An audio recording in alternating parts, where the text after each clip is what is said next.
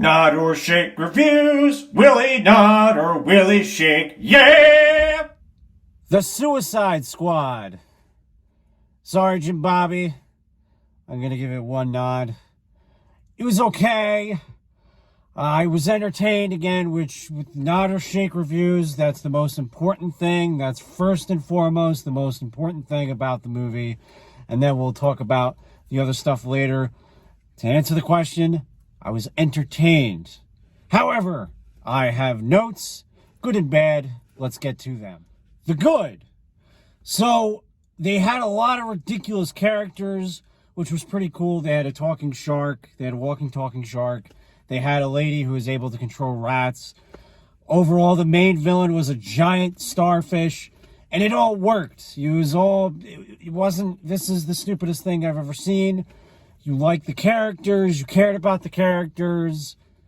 Spoiler, I guess, if a character died, you kind of felt bad. So that was very good on James Gunn's part and everybody in the movie. I don't know if this is saying a ton just because of DC's history of their movies, but for me, this was Margot Robbie's best performance as Harley Quinn. She does this whole scene where she kicks the crap out of people, and I feel like that scene was so great because they showed another side of her crazy, because I feel like in a lot of the previous movies, it was just female Joker rather than Harley Quinn. I think this did the best to embody the character of Harley Quinn. Again, I don't know if this is the greatest compliment. It's the second best DC movie, I think, of the new stuff. Batman, Michael Keaton, Dark Knight, get out of here. I'm saying those were, of course, better. I mean, in this weird, connected, not connected, we don't really know what we're doing universe, the DCEU, whatever the hell it's called.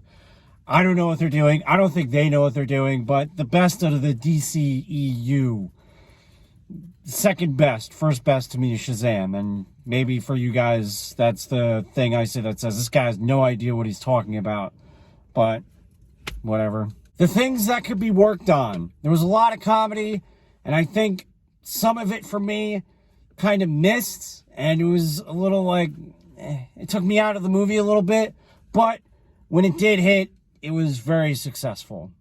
And this is why, overall, this got the one nod and not a enthusiastic big nod. The big problem is, it's nothing really new.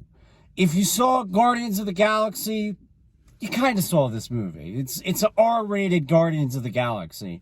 Now, I know a lot of superhero nowadays, they're kind of the same thing, especially the origin ones.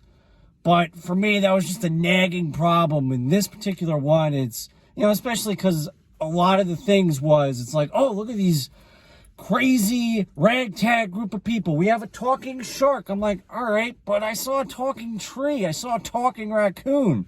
That's not really crazy anymore with movies. I mean, I don't know. I think that's the biggest thing with me is it was a little too similar to Guardians of the Galaxy. I don't know the history of the comic books, so that's on me. I'm sure I'm going to have some guy that's like, ah. The other thing that bothers me is, James Gunn even said that he's bored of making superhero movies, and then he makes this! What? What are you doing, man? And then he's making a spin-off series with John Cena for his movie. And I'm sure if the DC Warner Brothers go, hey, you want to make a sequel? You're gonna say yes! So, I don't know. That bothered me. But, nod, again, I encourage you, I think, to get the full experience. Do it safely. See it in the theaters. I know it's on HBO Max, but see it in theaters. Then decide for yourself whether it's a nod or a shake. Alrighty, thanks for cringing. And I'll see you next week with a ton of movies. Alrighty, bye. Thanks for cringing.